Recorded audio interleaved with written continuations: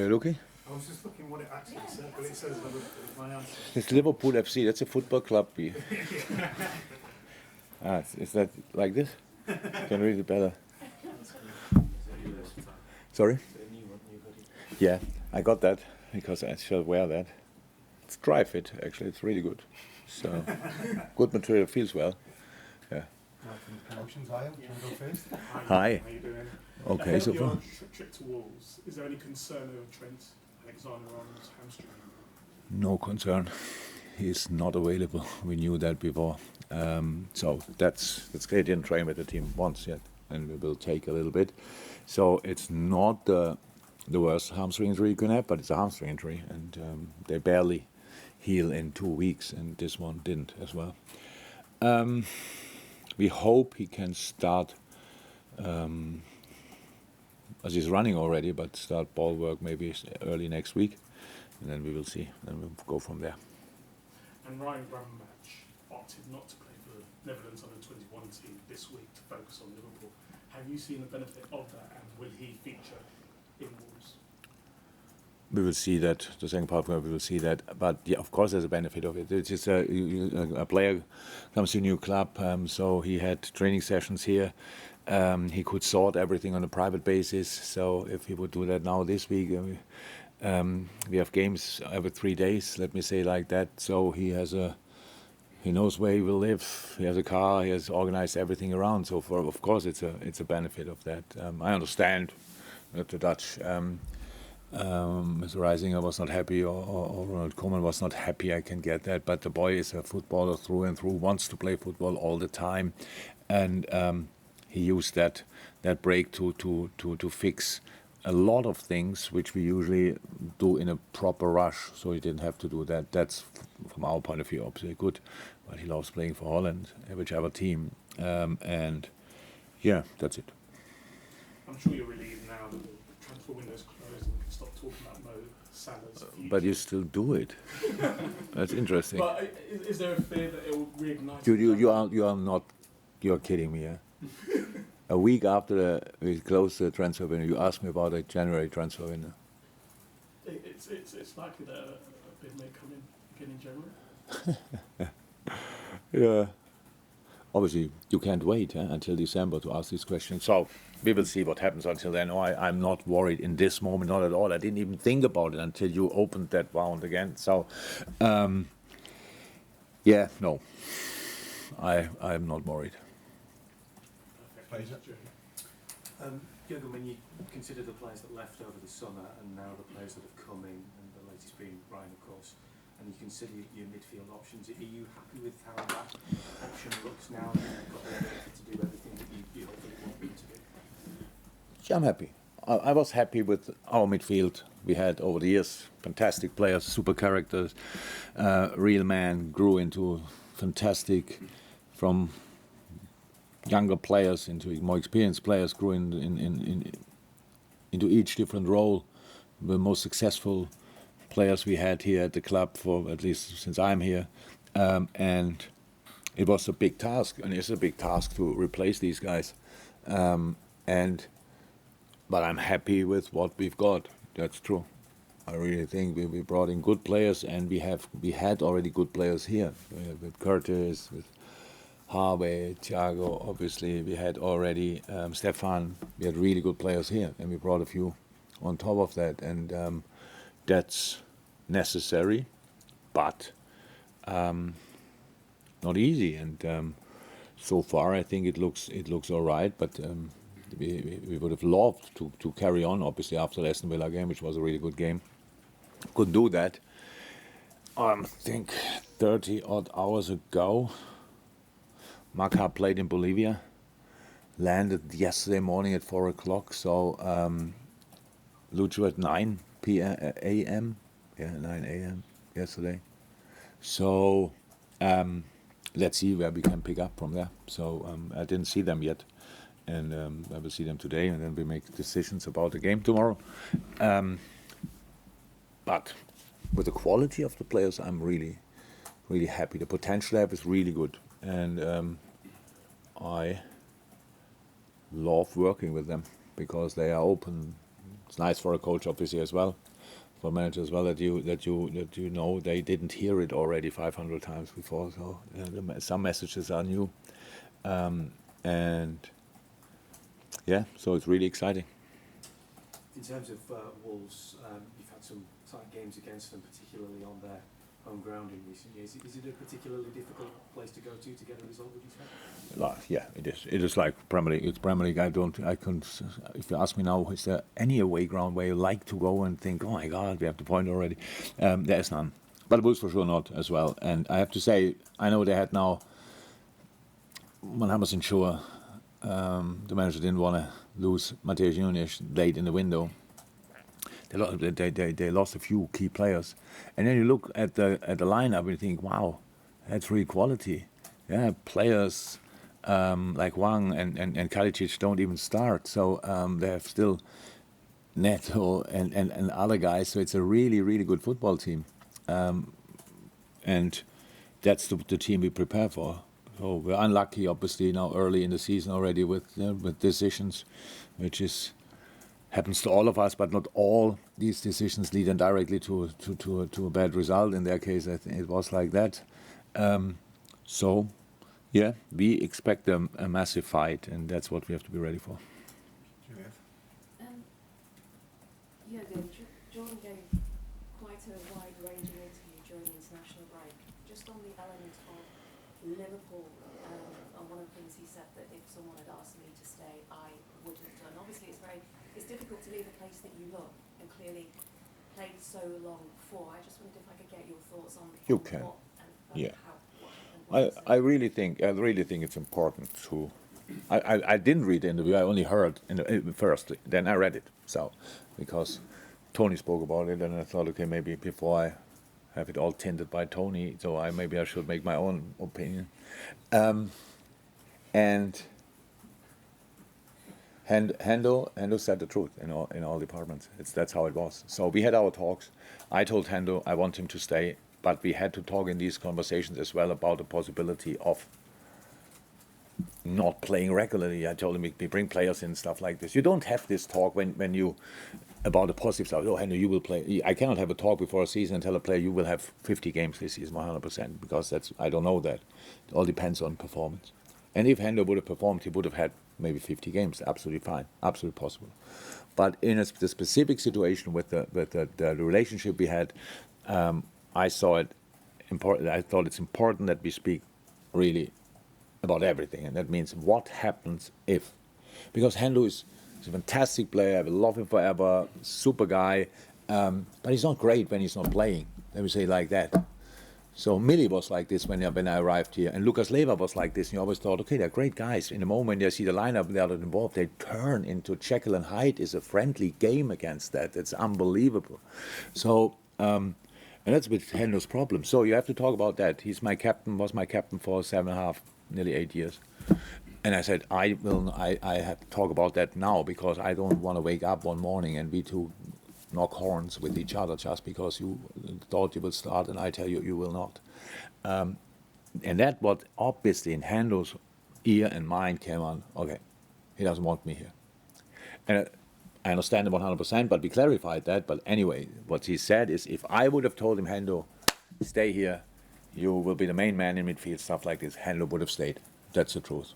That's 100% the truth. But I couldn't say that. As much as I wanted him to stay, I couldn't say that. And that's why it was better that Hendo moved on. So that's it. And there's nothing, not a bit, of bad blood or whatever. He is the captain of the most successful team this club saw in the Premier League era. So, and for me, and rightly so, and he was a sensation. He's a sensational player, and I wish him only the best. And when he comes here, from my point of view, he gets a real farewell, everything. So there's nothing to misunderstand from that point of view, 100%. You're welcome. Mike. Yeah, again, can I just ask, what are the qualities that in Ryan Gravenberch that made you want to bring him to Liverpool? Because he's a player you've been linked with for a fairly lengthy period of time. I wouldn't want to choose one. To be honest, it's just the package is really interesting. He's good in small spaces, and that's now really especially good in big spaces as well. So he can accelerate with the ball. He can really drive the ball. He has a really good overview, is a good passer, good shooter. The full week training now. Everybody said before, and he knows that, so he's really skilled boy. He always was. With 18, he played. When he moved to Bayern, he had already more than 100 games at Ajax, so that's not a usual career until then. But everybody would have said, defensively, he can make the next step 100%. But I see that he wants that. He got that 100%. So when he's really in that, he's working extremely hard. It's obviously really nice for him having, Cody only arrived yesterday, I think, but having Verge and Cody around. But it's the same age group like most of the boys now, and it's really cool having him. So he's a good guy, and a player with massive potential. And I don't know where it will end up. He has to fit in what we are doing, but he will. How long it will take, I don't know. We will see. But to reach, we get closer to his to the peak. But we will work on that. He's here for a long time, and I'm really happy that he's here and that we can start that.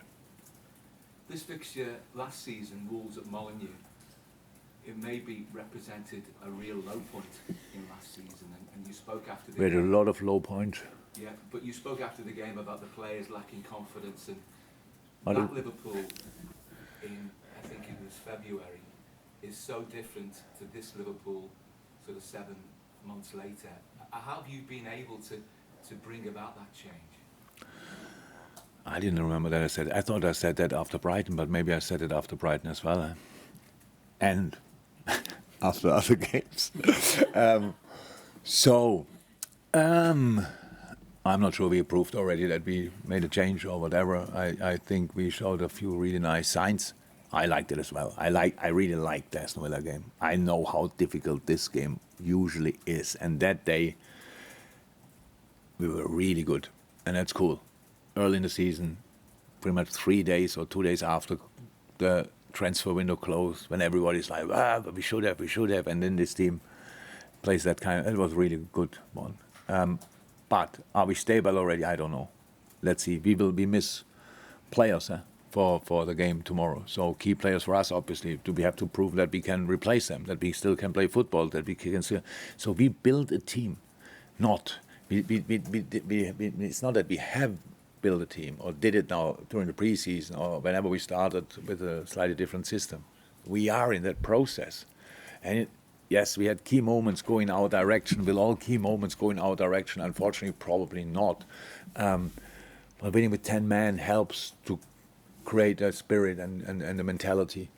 But only if you use it. Because you can, even these opportunities, you can let slip through your fingers and then how was it again? I forgot it, what we had to do. So it's still early days and we have to build a team. And I'm really happy with the basis we can work from. Said before the Aston Villa game, when I stand in the dressing room and look at the team, I really, really love this team, and it's early days. And I really think it's easy for people to love this team as well. So that's all what we need, because we cannot, and Liverpool never could, we cannot start loving a team when we won something. We have to do it before, because then that's the only chance we can win something. So let's go for it, and then we will see. But what we did is we changed a few things. We brought in new players. And maybe for me, a big difference is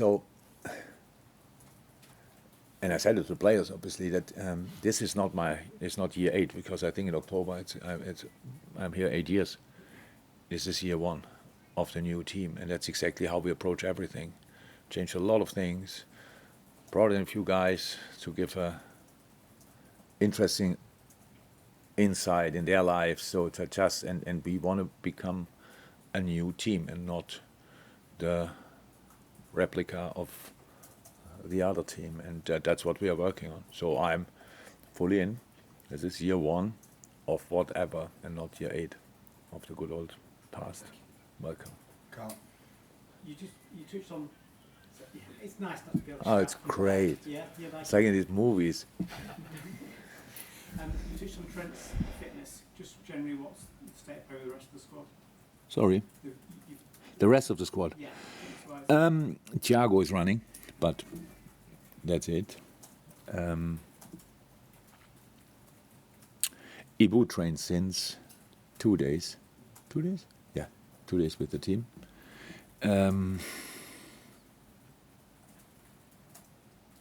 Who else?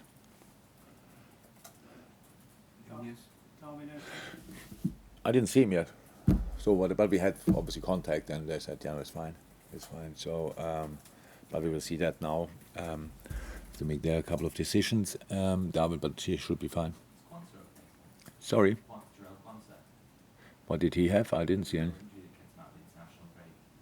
Oh, okay. No, that was he trains the full week with us, so that was then obviously enough time to rest.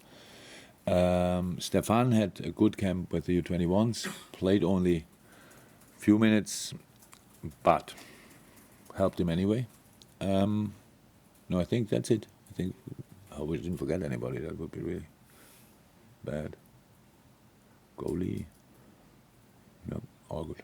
And just on Trent, considering the role he's performed for this side in the last 6 months, how much does him not being there change the dynamic in the team in terms of what you're able to do? Dynamic, not so much. We have to be there flexible, even with Trent. I think if you watch the game against Villa really in detail, you will see that he was not fixed in any midfield role, inside role.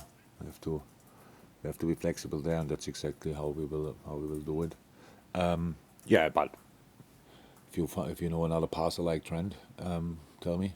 Who can play this position? It would be really cool, but it must be fine. It will be fine. We have to adapt to the different skill set of the player. But the most important thing in this game again is defensive stability. That's all about. Then we can play. If you are not stable, you don't have to think about that, and that's why the last game again against Aston Villa, I think a lot of people were maybe not convinced about our last line, and then you saw Joe Gomez and Joel Matip performing on that level, which is they have that quality, and that's really cool. So that was the key for the game. Plus Alexis in front of them did really well. So that we need defensive stability, and then we can play football from there. James, last one for the breakout. Yeah, we just asked you about playing at 12:30 on a Saturday. We had 6 games at that slot last season. Drew 3, lost 3. Is there something about playing at that time that is problematic, or is it more about just not having the right preparation time if you've played midweek? And obviously this time around it's a different kind of dynamic with players coming back from international duty. Are you serious with that question? Or? Yeah. What do you mean? What is the difference when you play 30 hours ago in Bolivia? What do you think is the reason? Or you think it's the I didn't understand. Is that something about the time, or is it the lack of time between? Is it the lack of? Is it specifically playing at that time on a Saturday that can be problematic? That's not a problem if you're a normal week. We always said that.